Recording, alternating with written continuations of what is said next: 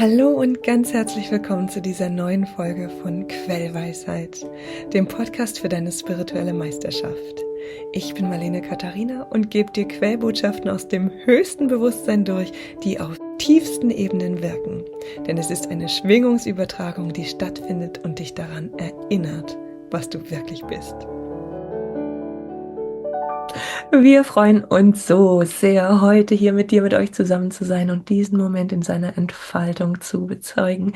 Wir sind die Liebe, die durch dich sprudelt. Wir sind das Licht, das auf der Welt Frieden schafft. Ein Frieden, der längst da ist. Das Licht erlaubt diesen Frieden sichtbar zu sein, bestärkt diesen Frieden in seiner Existenz. Denn dort, wo nicht geschaut wird auch nicht gesehen. So sagen wir, indem du Licht erlaubst, erlaubst du dir zu sehen. Indem du dir erlaubst zu sehen, siehst du, was bereits längst da ist. Du siehst den Frieden, siehst das Licht, siehst die Vollkommenheit, siehst die Schönheit und fühlst die Liebe, fühlst das Sein, fühlst dich als Teil des Ganzen und das Ganze als dich. Wir möchten heute mit euch in die Spaltung von Verstand und Herz, von Fühlen und Denken gehen, um diese Spaltung aufzulösen, will sagen, um euch zu ermutigen, nicht das eine oder das andere zu bevorzugen oder zu benachteiligen, zu befürworten oder abzulehnen. Alles, was dir gegeben ist, gehört zu deiner Gesamterfahrung dazu. Versuchst du auch nur eines auszugrenzen, schaffst du Trennung, die dich begrenzt fühlen lässt. Eine Trennung, die sich für dich nicht frei, nicht leicht, nicht lebendig anfühlt. Durch die Widerstand entsteht, denn der begrenzte Mensch versucht sich zu befreien mit Macht, mit Kraft, mit Widerstand gegen die Begrenzungen. Jeder Widerstand gegen die Begrenzungen verdichtet mit seiner Energie diese Begrenzungen umso mehr. Um nun also das Denken und das Fühlen nicht gegenseitig in ein Begrenztsein zu drängen, indem das Denken das Fühlen bekämpft und das Fühlen das Denken, laden wir dich ein, zu wissen, welches von beiden die Kapazität hat, das andere zu umarmen, das andere in sich aufzunehmen, dem anderen in sich ein Sicherheitszuhause zu geben. Wenn du versuchst, in dein Denken das Fühlen hinein zu erlauben,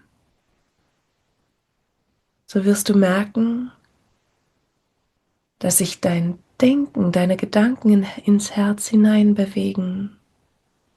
Nicht dein Herz, dein Fühlen in deinen Kopf hineinrutscht. Versuchst du mit deinem Fühlen dein Denken einzuladen, so stellst du fest, dass auch hier das Denken hinunterwandert in das Fühlen, in deinen Herzensbereich, in dem du die Frequenz der Liebe am reinsten, am einfachsten, am freudvollsten fühlen kannst.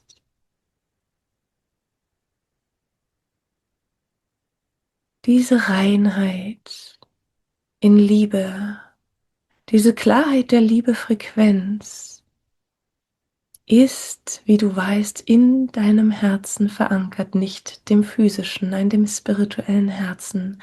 Dort befindet sich die nicht fordernde Liebe, das nicht fordernde Fühlen, das Fühlen, welches Liebe ist. Dieses Fühlen, welches Liebe ist, hat die Kapazität, das Denken in sich aufzunehmen, das Denken sicher zu behüten, ihm ein Zuhause zu geben, ihm einen Sessel zu geben, in dem er sich sicher fühlt, der Gedanke.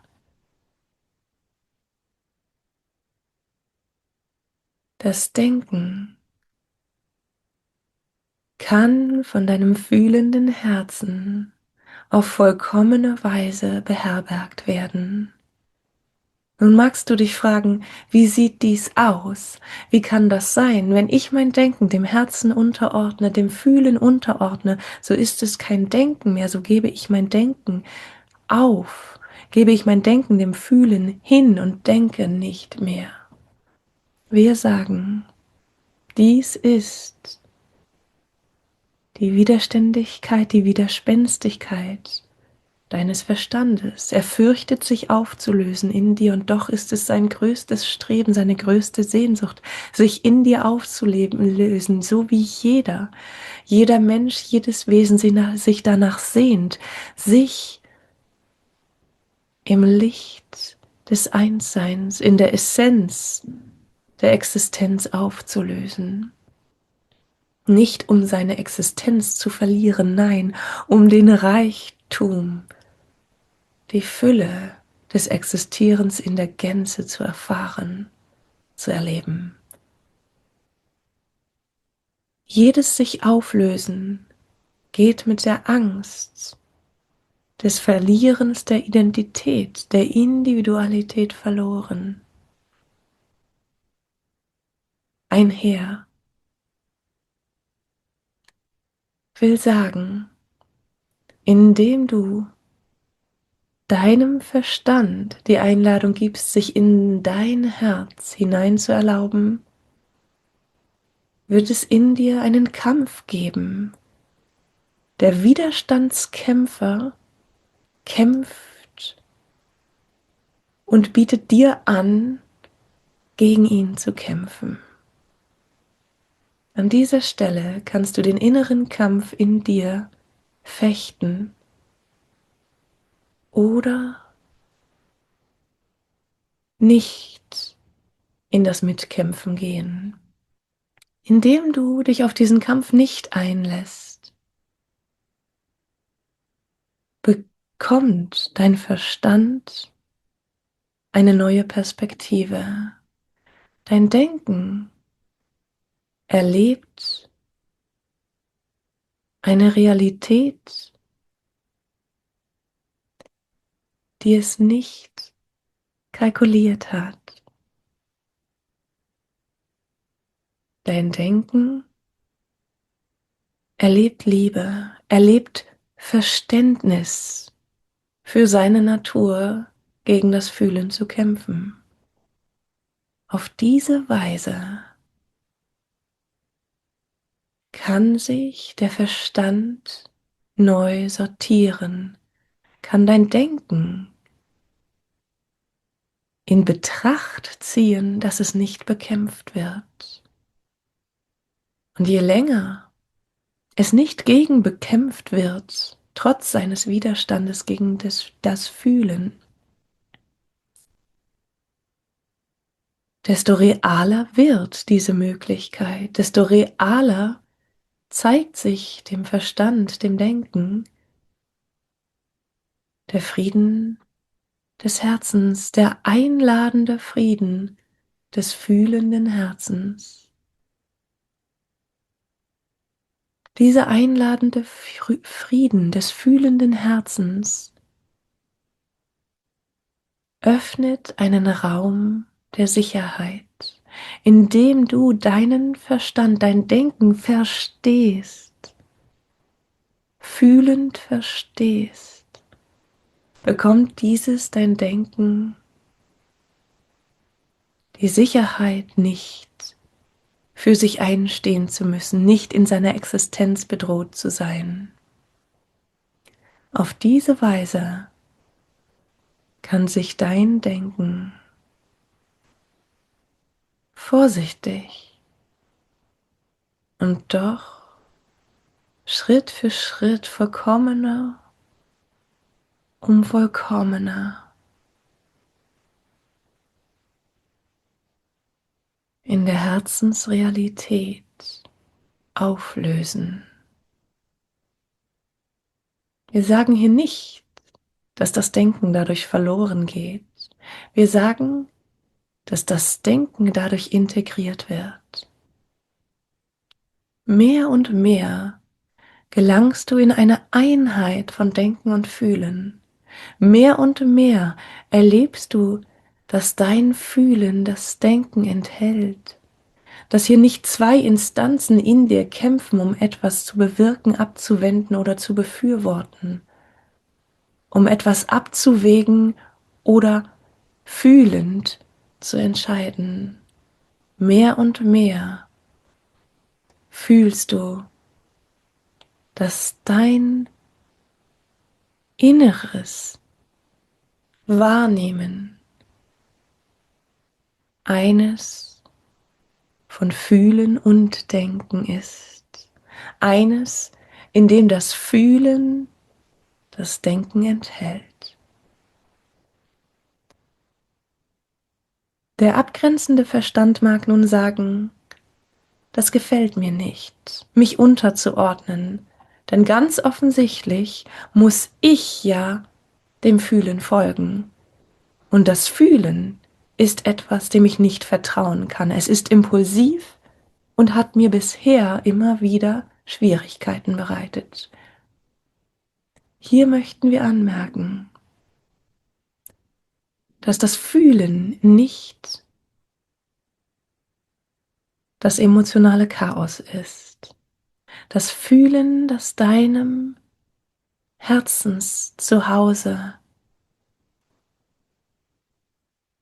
der Seele, der Liebe, der Essenz entspringt, ist eines, das Inspiration in sich trägt, das klar die Richtung weist, ist deine innere Führung. Es ist nicht hingegen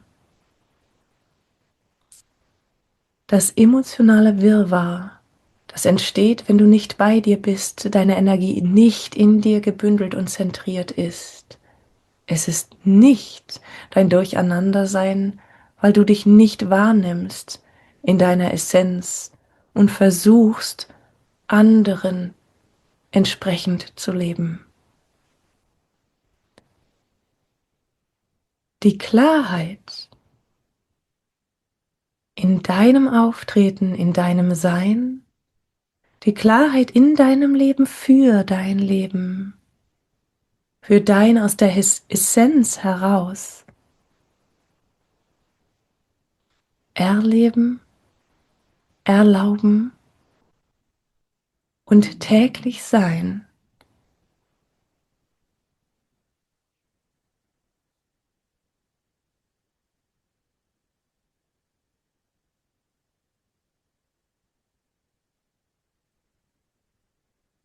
Die Klarheit kommt aus dem Frieden deines Seins, aus der Tiefe deiner Essenz. Und diese fühlst du im Zentrum, in Brustmitte. Jede Meditationstechnik, die aufrichtig dir gegenüber ist, nicht nur den Verstand versucht in die Stille zu bringen, wir könnten sagen zu zwingen, sondern tatsächlich deine Essenz zum Vorschein erlaubt. Jede dieser aufrichtigen Meditationstechniken führt dich in die Tiefe deines Kernes. Es ist vorstellbar wie mit dem Atom. Der Kern des Atoms enthält nichts außer alles. Enthält die Essenz und ebenso enthältst du in deinem Kern die Essenz, so gut behütet, dass sie dir nicht abhanden kommen kann. Und doch von dir erkannt einfach das, was in jedem Moment für dich zugänglich ist. Je tiefer du in diesen Kern von dir hinein erlaubst, je klarer du siehst, dass dieses Innere deiner selbst Essenz und nichts anderes als reine Liebe Essenz ist, desto leichter fällt es dir, dies in allem zu sehen und aus diesem heraus dein Denken zu fühlen und dein Fühlen durch das Denken zu unterstützen. Alltäglich gesprochen können wir sagen, dass dein Fühlen die Impulse sind, die dir die Richtung weisen, die dir spontan in jedem Moment Klarheit verschaffen darüber, was jetzt dran ist. Wir sagen nicht, was jetzt zu tun ist, denn mal geht dies mit einer Handlung einher, mal geht dies mit keiner Handlung einher. Das Jetzt, das Hier, eröffnet dir den jeweiligen Schritt, der Handlung oder Nichthandlung enthalten mag. Bist du in diesem tiefen Wissen, in diesem tiefen Vertrauen, so folgt dein ganzes Wesen eben jenem, diesem, was sich dir als Impuls eröffnet.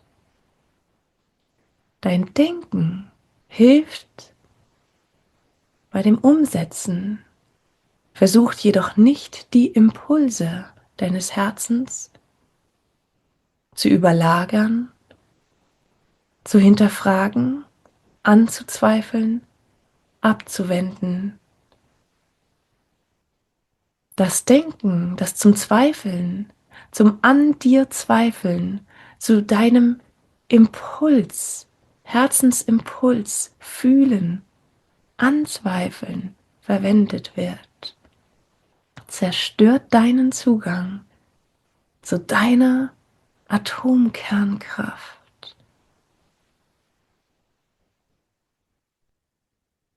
Das Denken, das verwendet wird, um den Impulsen deines Herzens zu folgen, ist kreative Schöpfung, ist ein Erlauben der Frequenz in die Dichte des Gedankens und von dort aus in die Sichtbarkeit in der Welt. Erlaubst du also die Frequenz deines Herzens in die Gedankenwelt, so findet ein Manifestieren statt. Erlaubst du es aus der Gedankenwelt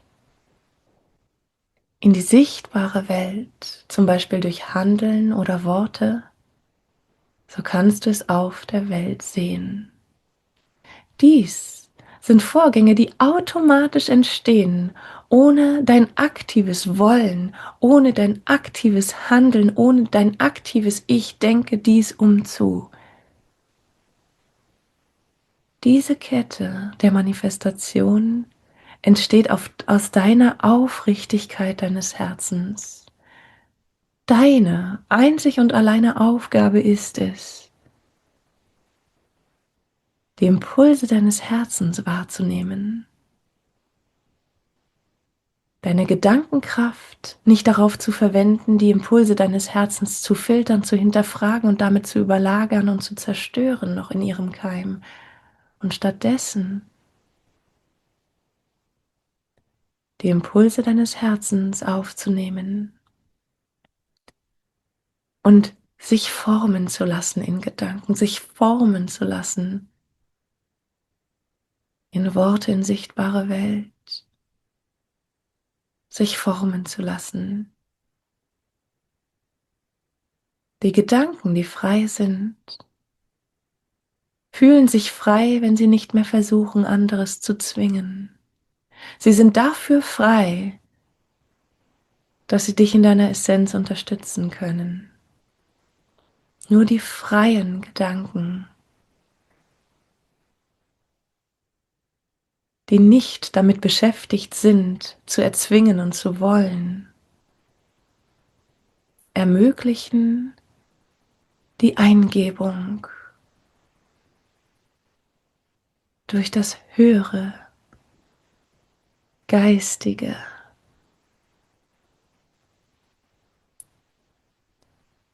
Will sagen, alles in Harmonie befindliche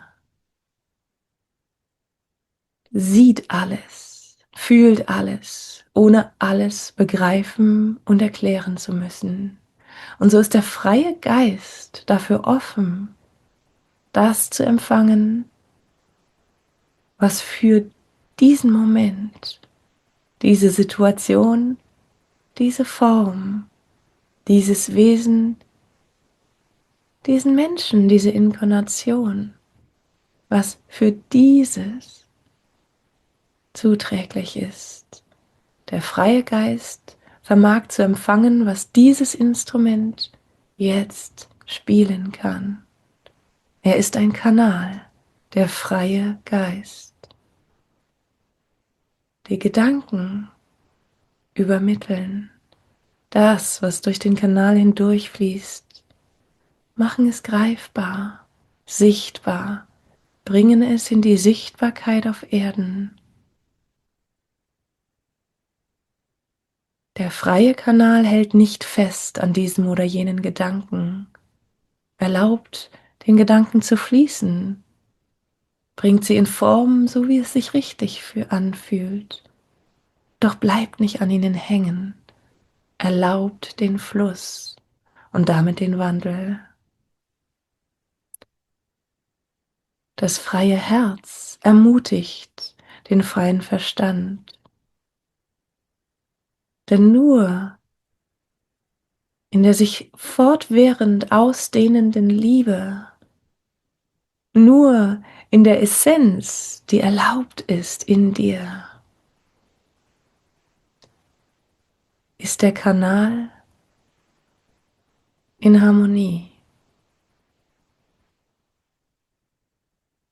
Wir wissen, dass dies schwer zu begreifen ist, schwer in Worte zu fassen ist, denn jener, der erlaubt, der nicht gegen seinen Verstand kämpft und ihn einlädt, immer wieder einlädt, wird es erfahren.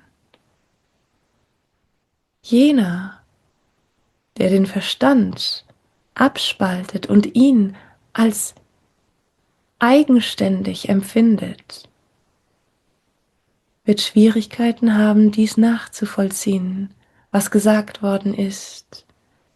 Denn der nicht mit dem Herzen im Frieden seiende Verstand erfährt nur die Information, nicht jedoch die Frequenz.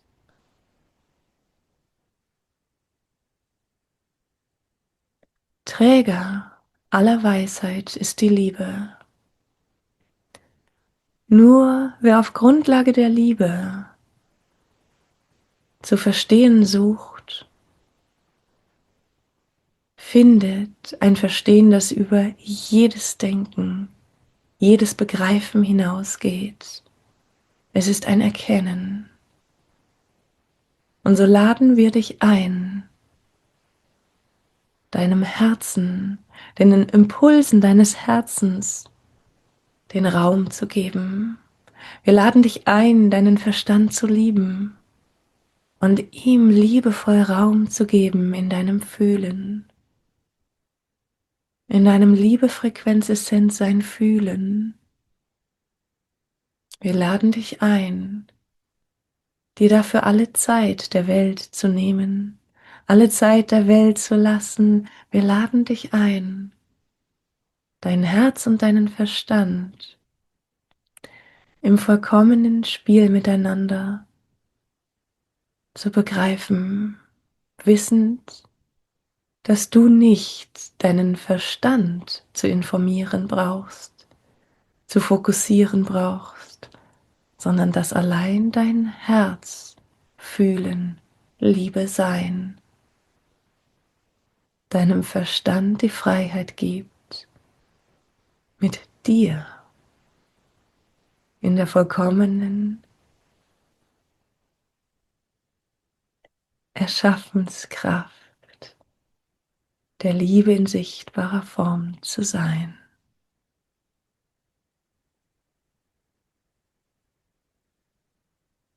Wir lieben dich. Oh, wir lieben euch. Wir sind, was alles ist. Wir sind, was du bist. Du bist, was alles ist. Wir sind eins. Und damit sind wir für jetzt und hier vollkommen.